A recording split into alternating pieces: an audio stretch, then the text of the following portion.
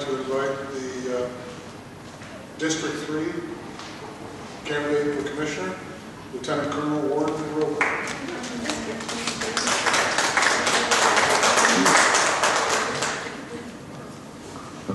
Excuse me a minute, I have to put my glasses on so I can see my notes. I try and read them sometimes without glasses and find it just doesn't work.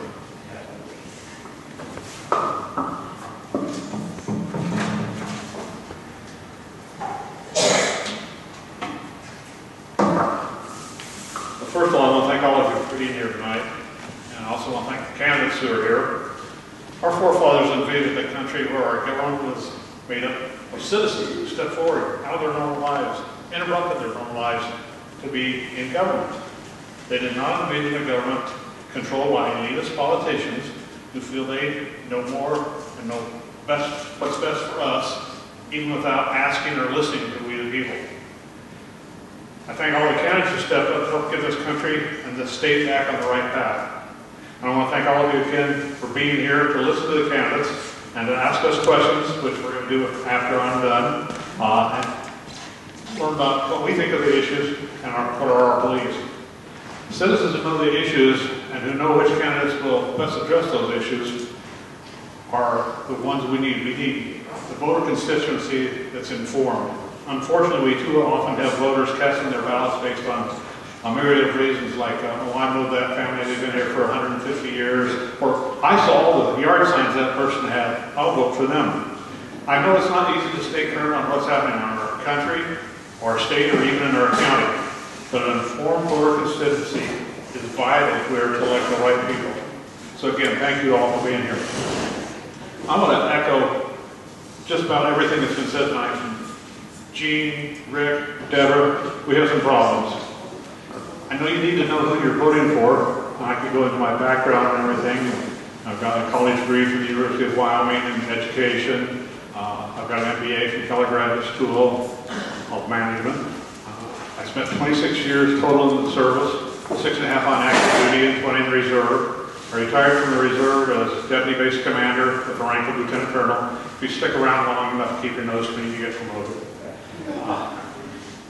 Civilian occupations, I've been primarily in sales management, and operations management. I've had 70 to 100 people working for me at times. So I do have some management skills, and I think I have the skills to help run this county. I'm a member of the American Legion, John Birch Society, and I'm also a chapter leader for Idaho Golf Fellowship. It's a ministry fellowship run out of Treasure Valley. I lead the chapter in Eagle Hills. So why am I running right now? You know, as you can tell, I'm a little older than some people. No. Well, I'm not at all happy with the path that our state, well, the country, and our county are taking, and we need to do something about that. There's a gentleman by the name of John Mondolo who was a Marine officer and then became an FBI agent and led anti-terrorist missions. And he has started an organization called Understanding the Threat. And he has said we need to take back our county. And to do that, we have to take it back one county at a time. And I want to help do that. Issues. I don't know all of the issues in the county.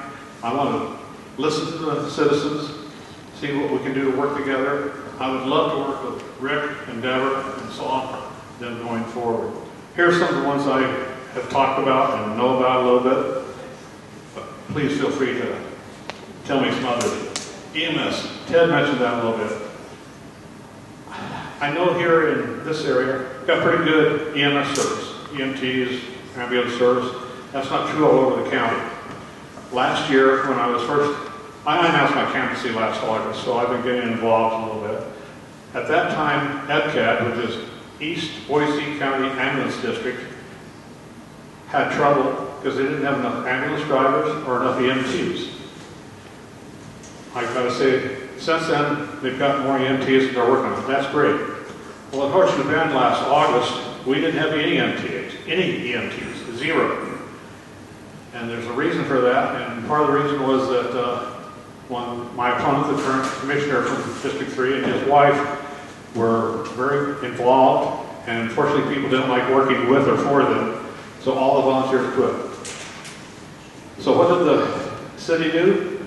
They got a contract with a company out of Garden City, down the valley, a paramedic company, and they still have that contract. Well, last November, my lovely wife, Mary, had a seizure early in the morning, fell out of bed, ended up hitting her head against the closet door, falling on the floor, and she's laying there, moaning, yelling, screaming in pain. I didn't know what was wrong, so I called 911. An hour later, the ambulance from Garden City arrived. From here? No, to Horseshoe Bend. Oh, Garden City. From Garden City to Horseshoe Bend. Oh, We now have, I believe it's 2 EMTs. They're in the process of doing their ride-alongs with the qualified paramedics from this company, but we don't have any certified yet. That's August. I'm not knocking volunteers. We need volunteers. Lord knows we need volunteers. Fire department, emergency training.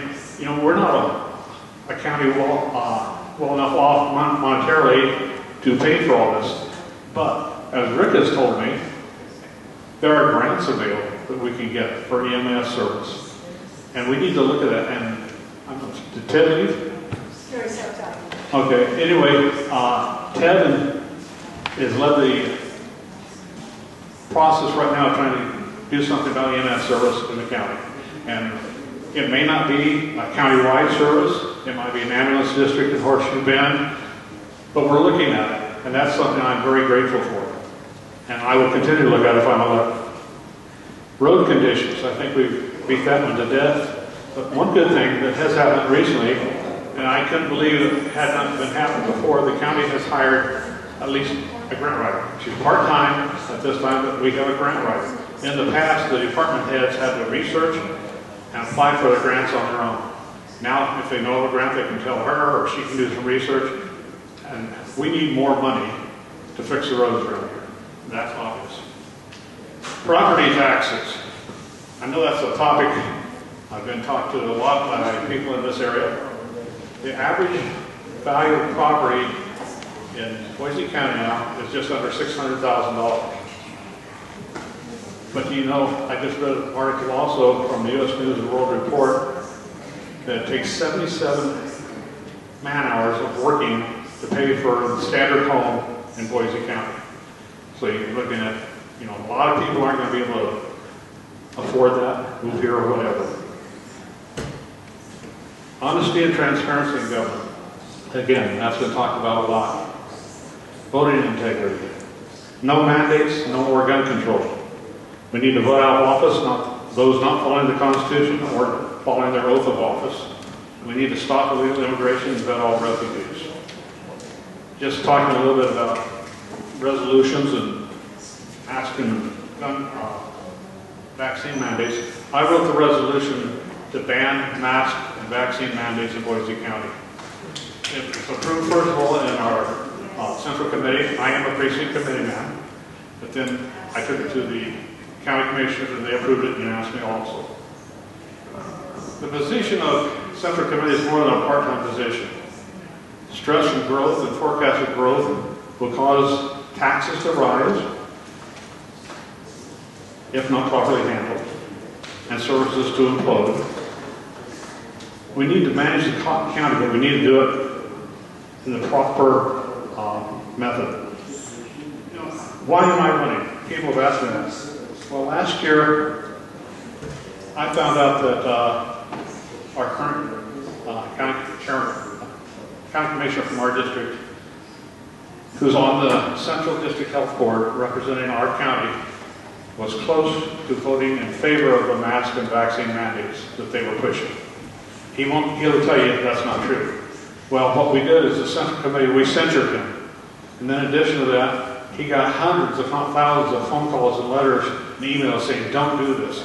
So he ultimately ended up voting the right way against the mandates. But he truthfully was in favor of them. Then I also looked at his attendance at the commissioners' meetings. You can attend the commissioners' meetings in person, which is the ideal way to do it, or you can phone in. So there's really not many reasons, unless you're on your deathbed or really sick or whatever, or family emergency. I can appreciate all that. Commissioner Sturm missed 2 months' worth of weekly meetings last year. Now, I don't know where you work, but where I worked in the past, my bosses wouldn't like that. And one of the times he missed, I'm not sure yet how he got this, but he got permission from the county to be gone to attend a health spa. It was a 6-week program out of state, and he lasted 3 weeks and then came back.